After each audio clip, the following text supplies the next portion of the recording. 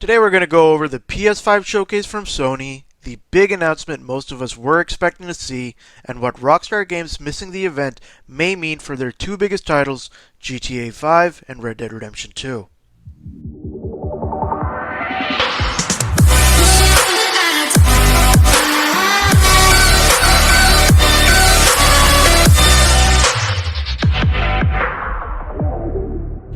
So, if you've been paying attention to the GTA 6 subreddit or the GTA 6 hashtag on Twitter, you've probably seen a few streamers who were hyping up the PS5 event to supposedly be revealing GTA 6.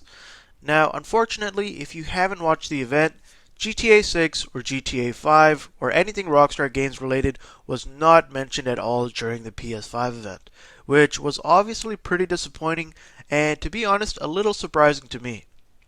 If you didn't see my last video, I pretty much went over what I expected to see during the event, and when it came to Rockstar Games, I explained that I doubted anything regarding GTA 6 would come out, but was expecting to hear more news on GTA 5 being enhanced and expanded, as well as a potential Red Dead Redemption 2 port to the PS5. I mean, Red Dead Redemption 2 is Rockstar's more recent title, so if we take money out of the equation, it would make more sense looking at the release dates of these two games for this game to be ported over to the PS5 before GTA 5. But we all know that isn't a factor that plays a role in bringing a game over to a second console generation or even a third console generation in this case. Obviously, the money that GTA Online makes is what is pushing Rockstar to continue to milk this now 7-year-old game. Yes, if you're watching this video today on September 17th, 2020, which was yesterday, is the 7-year anniversary of GTA 5 since the game came out back in 2013. And for some reason, no post or mention from Rockstar Games about that.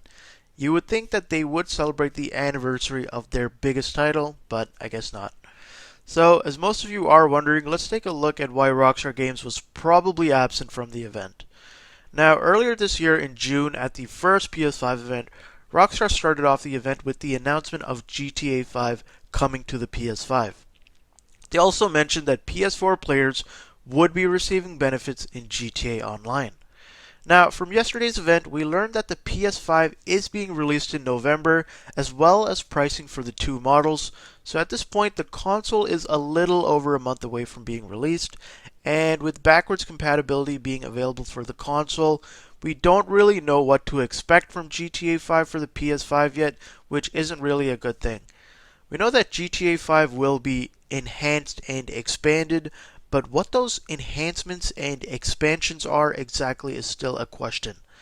Now, from what we know with the PS5 hardware, my only guess would be that we are going to see being improved in GTA 5 would be faster loading times. If I load up GTA 5 on the PS5 and end up still getting stuck in the clouds on GTA Online, then I really don't even know what to say to Rockstar at that point. Now, I wanted to also take a look at Red Dead Redemption 2 and Red Dead Online. Now, Red Dead Redemption 2 was released in 2018, which is only 2 years away from the 2020 launch of the PS5. However, Rockstar have completely ignored the game in terms of its life on next-gen consoles. And me personally speaking, the game engine and graphics of Red Dead Redemption 2 are much more deserving of a PS5 remaster than the now 7-year-old GTA 5. But since Red Dead Online doesn't have flying horse suppressors and shark cards, it looks like Rockstar could care less about Red Dead Redemption 2 and the Red Dead Online community.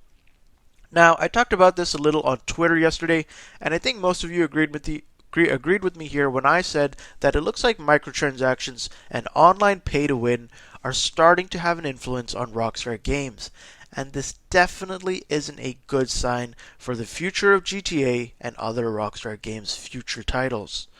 Now, looking at older GTA titles, this is something new we are beginning to see, but then again, I don't think it's fair to put all the blame on Rockstar, and I'd say it's safe to assume Take-Two Interactive is definitely putting the pressure on Rockstar Games to increase GTA Online revenue however they can, which in this case would be stretching the game as long as possible, until everybody either quits playing,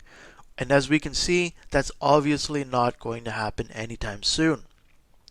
Those quarterly investor calls that Take-Two Interactive holds have been lacking a bit, so I guess this is Take-Two's way of keeping investors happy and their stock from falling. Now, at this point, I don't see any other potential PS5 events coming in the future, since the console is a little over a month from release right now. So, Rockstar Games' decision to be quiet at this time is a pretty bad move in my opinion, especially with the lack of information surrounding the changes we will be seeing to GTA 5 once it reaches a PS5. Excluding the backwards compatible version of the game that will probably be available on day one,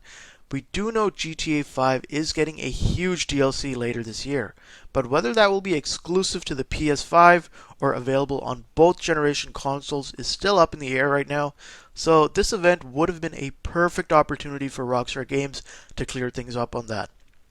Aside from all that, I think it's safe to say that Rockstar Games' recent change in communication with not just their fans, but now it's looking like game developers as well, and decision to not speak up on things they've already announced is definitely not going to help them when it comes to them trying to sell GTA 5 again on the PS5 like it's a brand new game. Because at the end of the day, what is going to make people buy the same game again for a second or third time, especially when next-gen consoles are offering backwards compatibility to people who already own a copy of the game? Now, I'm not saying nobody's going to buy it, because GTA is just the type of game that is big enough to have people buy it for no good reason. But I'm sure if Rockstar chose to speak up at the PS5 event and actually give us some details as to what we will be getting exclusive to the PS5, the game would do so much better in sales. I'm interested to hear from you guys though on your thoughts about the PS5 event and whether you think that we will be hearing from Rockstar Games at a separate event or on social media about GTA 5 or Red Dead Online's content exclusive to next generation consoles. Overall, in my opinion, the PS5 event was still a pretty good event despite Rockstar Games not making an appearance. And from what I've seen with the previous PS5 events, it looks like they pretty much start off the shows with their biggest games yet. So as we did see the new Call of Duty come out in the beginning, which was interesting. But in my opinion, after the first 10 minutes, once I didn't see Rockstar Games or anything regarding GTA pop up, I had a pretty good feeling they weren't going to be showing up anywhere later in the event. And if they were, it would have to be at the very end. And if you watch the whole event, you would know the final showcase was taken by God of War Ragnarok, which is obviously a huge game as well, and especially for PlayStation players and Sony, that is a huge title, so I can see why they saved it for the end.